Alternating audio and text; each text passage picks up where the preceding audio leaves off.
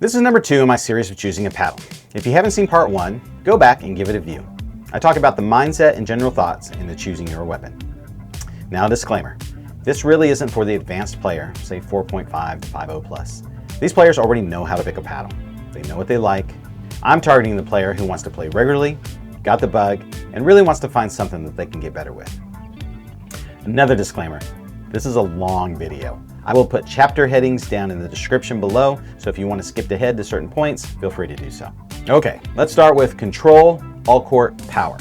You'll see these descriptions a lot. These are generally good, but in reality, they are a continuum and can be variable from person to person. I'll refer back to part 1 of my video for this. There really isn't a data-driven way to make these designations, so it really is just a feel thing. So, with that said, control typically means paddles that aren't meant to hit hard and have high pop. These paddles should be easier to control, that's why we say control. So shot placement, drops, defensive play are highlighted with these paddles. Power obviously means they hit with more power. The ball just shoots off the paddle.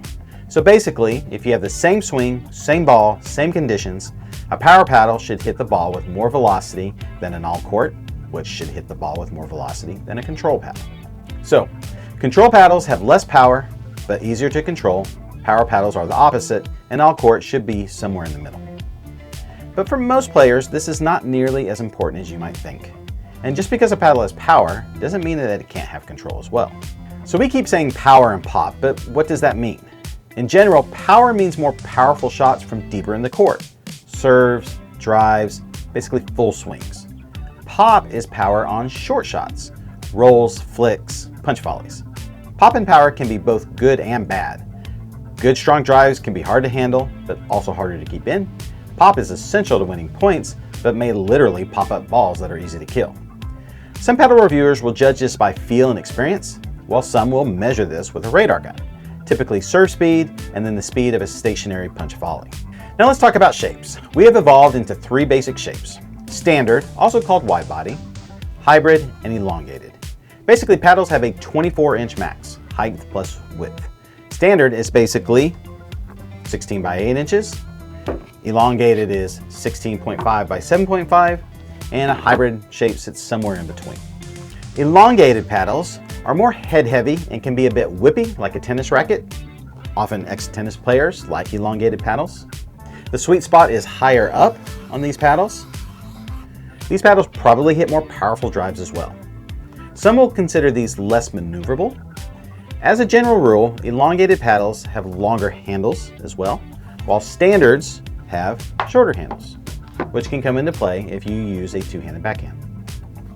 Standard paddles move the sweet spot down towards the middle and generally carry a larger sweet spot. These are more forgiving for shots off center. In general, these don't hit as powerful as drives, but many feel they are more maneuverable and better at the kitchen, especially with wristy shots. Hybrid paddles, of course, fit somewhere in the middle. I think this is where there is more feel than anything else for each individual player. My advice is to try paddles of all 3 shapes and see which feels the most comfortable for you in the game you play. Are you a banger? Third shot drop kind of gal? Fast hands at the kitchen? Big two-handed backhand drives? All this will come into play in your choices. Another thing you can do is look and see where that ball dust collects whenever you hit. If you're playing a hybrid paddle and your ball dust all comes in down here lower, maybe try a standard shape paddle and see if that changes. Or if everything's coming off the tip or your ball dust is all very high, maybe think about an elongated paddle. One of the first things anyone does when they get a new paddle is check the grit. It's our nature. And grit is important to spin generation, especially for softer shots like dinks and drops. Dwell, or how much the paddle will pocket the ball, adds importance for spin on harder shots, serves, and drives. But I would think most coaches will tell you technique is more important than either of these for good spin generation. Grit will generally wear down pretty quickly on most paddles. Some companies like Selkirk, 6-0, and Spartus are producing paddles that claim longer grit sustainability. And I'm sure every other paddle out there is working on this too. But for now, most paddles, their grit will wear out pretty quickly. Paddle construction. You'll hear terms like Gen 1, 2, 3, 4, floating cores, full foam, etc. So, Generation 1 is honeycomb polypropylene cores, cold pressed, basically layers just glued together. Generation 1.5 will then add some foam around on the edges. Generation 2 means thermoformed, basically heat sealing those layers together. Generally, they have some foam on the edges as well. Generation 3 means thermoformed with something extra in the foam construction. An extra layer of foam, floating the corn foam, creating a diving board effect or something like that. Then there's a nebulous so-called Generation 3.5, which uses no honeycomb polypropylene core, but has strips of foam with carbon fiber ribs along the paddle. And then Generation 4, that's when we move to full foam sheets instead of honeycomb polypropylene core. This is most often EPP foam, but there are some other foams used in construction as well. Some will add layers of EVA foam, a softer foam, around the EPP foam. Some will put holes or divots in their foam. Surface layers. Usually there will be 2 to 4 layers of something on top of the core. Carbon fiber sheets are the most common thing that you'll see, but some will add aramid fiber. Kevlar is a brand of aramid fiber to the surface layer. Some will use PET.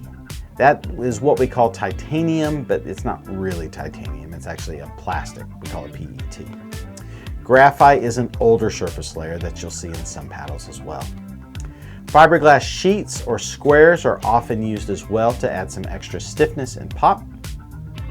Now there are different types and grades of carbon fiber, angles of ways you can put the sheets on, ways you can arrange the weave of the carbon, you can blend aramid fiber with the carbon. There's a lot you can do with the surface layers. Okay, let's talk about the nerdy measurements and definitions. Static weight. That is the actual weight of the paddle. Just put the paddle on the scale. Most hover around 8 ounces. In general, heavier paddles will hit harder but aren't as quick, while the reverse, of course, is true.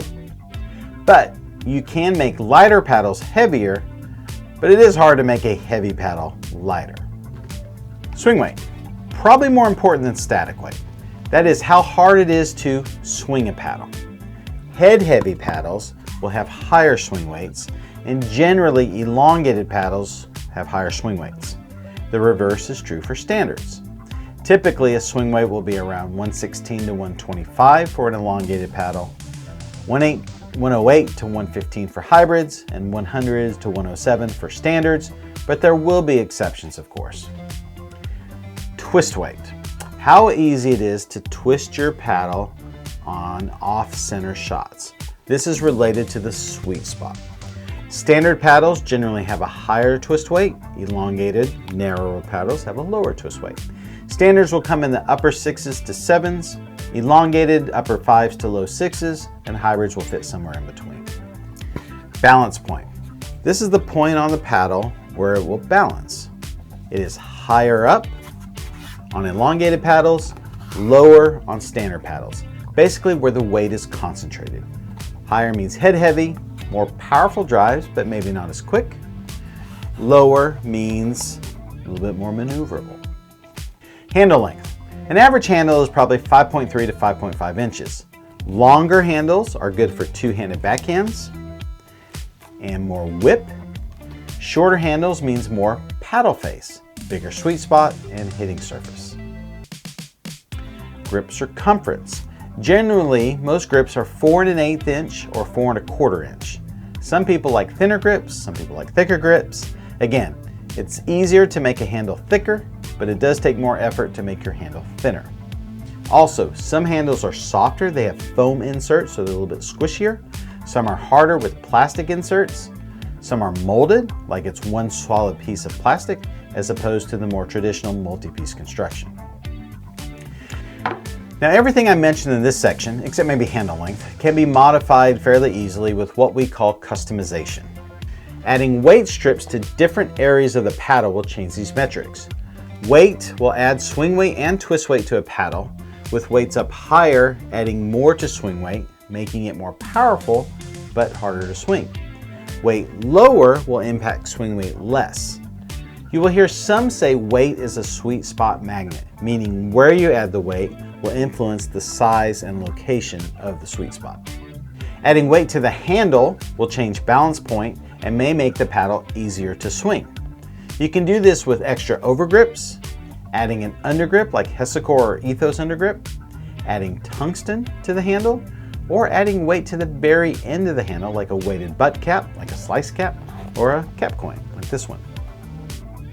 Grip itself can be changed. An industrious pickleballer can change out some of the components. I've even seen someone cut a handle down. But some paddles are easier to customize than others. Generally, light paddles allow for more weight addition. Some players can physically tolerate more weight than others. Some swing a paddle that is 10 ounces and loves the way that it feels. You'll have to play around with this and see what you like in your paddle. Do you want Thor's hammer or do you want a surgical scalpel? I have a couple videos about customizing your paddles, so see those for more detailed information. Whew, that was a lot. If you have any questions on any of this, please hit me up in the comments. In my next video, I will list some of my favorites and my recommendations in different categories of paddles, such as best foam power paddles, best budget picks, best against the bangers, etc. I'll see you over there. I hope you liked this. If you did, please give me a subscribe. That really does help out the channel. Give me a like, share this video, especially share it with friends who are interested in getting a new paddle. Be sure to save money and use a code. My code is usually SSPBC. And if I don't have a code, I'm pretty sure I have a friend who does. Just let me know. All right, y'all take care.